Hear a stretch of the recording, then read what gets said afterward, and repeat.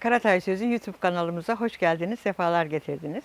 Şimdi yine vücut asit ve alkali ile devam edeceğiz. Asit vücutta önemli olan, en önemli bozukluklardan biri de nedir biliyor musunuz?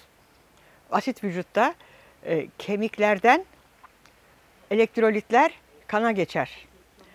Çünkü vücudun elektrolitlerini yükseltmek lazım. Kanın dolaşımın elektrolitini yükseltmek için. Bunlar magnezyum, kalsiyum, potasyum, fosfor kana geçer asit vücutta.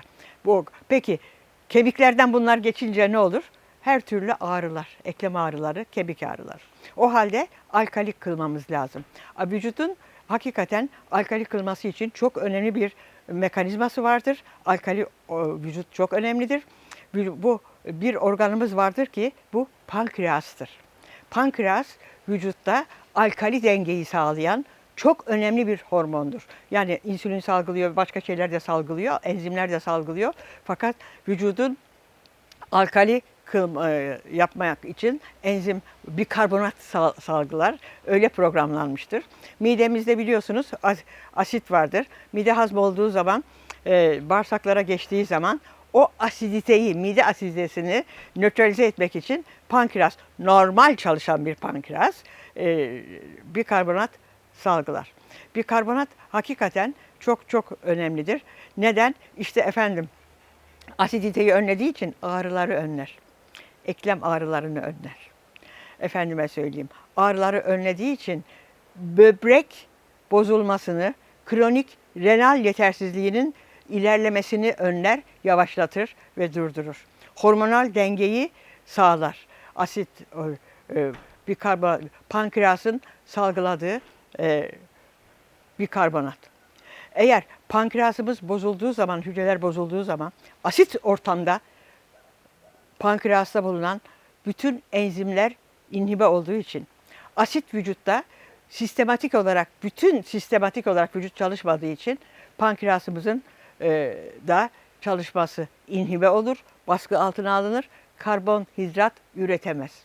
Onun için hastalıklar böyle kısır döngü olarak birbirini takip eder. Baş ağrısı da olur ve de bu stres altında, vücuttaki bu stres altında tansiyon da yükselir. Yani bunu neden anlatıyorum? Bütün bunlar biliyorsunuz birbiriyle ilişkili, interaktif şekilde bunlar çalışıyor. Efendime, tansiyonunuz yükselmiş, bunu ilaçla 12'ye indirelim. Yok böyle bir şey. Tansiyonun yükselmesi, vücudun neden asit olduğunu bulmamız lazım.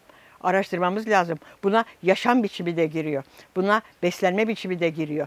Buna hazır yiyeceklerin katkısı da giriyor.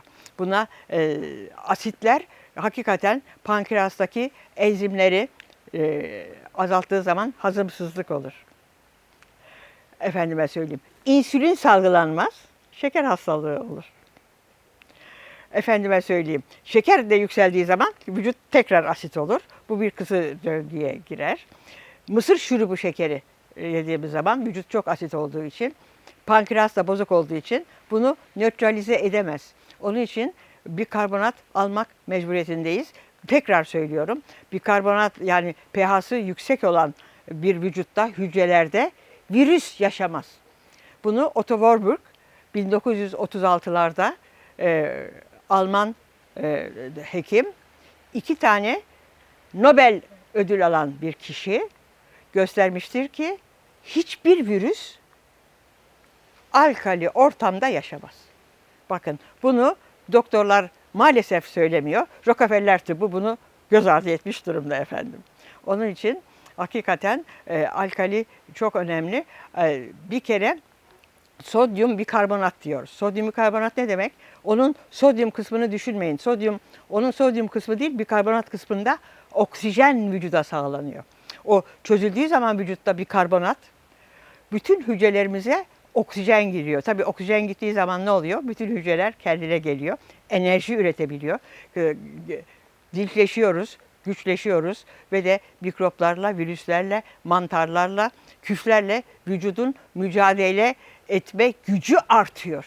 Hastalıklar bu sebeple önlüyoruz. Peki hastalıkların önlenmesi kime zarar veriyor? Tabii ki Rockefeller tıbbına zarar veriyor. Çünkü Rockefeller tıbbı maalesef sizi bizi düşünmez, beni düşünmez. Onlar bizi müşteri olarak görür, hasta olarak görmez. Onun için bunu açıklamaya çalışıyorum. Senelerden beri biliyorsunuz İbn Sina bunu 11 asır önce söylemiş. İbn Sina o zaman bu kadar toksik maddeler yok, materyal yok. Efendime söyleyeyim, yiyeceklere koyulan gıdalar yok. Paket gıda yok bir kere kardeşim. Paketlere girmiş bütün gıdalarda monosodyum glutamat var, vücudu asit yapar. Aspartam var, vücudu asit yapar. Yani suni şekerler, normal şeker de yaptığı gibi suni şekerler daha fazla yapıyor. Bu kadar ilaç mı kullanılıyordu o zaman? O zaman diyor ki İbn Sina, 11 asır önce, ki çok büyük hekim biliyorsunuz, 8 asır tıp kanunu kitabını yazan ve de Avrupa tıp okullarında 8 asır onun kitapları, kadim tıbbı yerleştiren, Avrupa tıbbını hakikaten takip ettiği bir büyük bir hekim, filozof, matematik ne derseniz biz hekim olarak konuşuyoruz.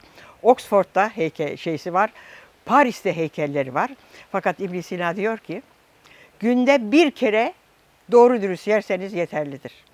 Bir kere doğru dürüst, sağlıklı, güçlü yerseniz yeterlidir. Çünkü insan vücudunun bağırsakları o kadar uzundur ki hazım süresi çok uzundur. Onun için bunu vücudumuzda hakikaten izin vermemiz lazım. Tam hazım olsun diye sağlıklı gıdalar. Eğer pankreasımızdan alkali bikarbonat salgılanmıyorsa ne oluyor biliyor musunuz? Proteinler hazmolmuyor. Yani proteinler tam parçalanmıyor. Büyük parçalar halinde dolaşıma geçtiği zaman, kan dolaşımına geçtiği zaman kendi vücudumuz o proteinleri yabancı protein olarak görüyor ve ne oluyor? Hücum ediyor ve ne oluyor? Otoimmün hastalıklar başlıyor. Bütün ağrılar, eklem ağrıları, artritler, ense ağrıları, baş ağrıları, efendime söyleyeyim, bel ağrıları, yok fibromiyaljiler, ne aklınıza gelirse asit ortamda oluyor. Bunlar hakikaten temel olarak otoimmün mekanizmanın bozulduğunu bize gösteriyor. O halde tekrar şeyle bitirelim efendim, Mevlana ile bitirelim. Mevlana diyor ki, bir kanıtla 40 alimi ikna edebildim. Ama 40 kanıtla bir cahili ikna edemedim. Efendim ben de sizi ikna etmeye çalışıyorum. Teşekkürler, hoşça kalın, sağlıcakla kalın.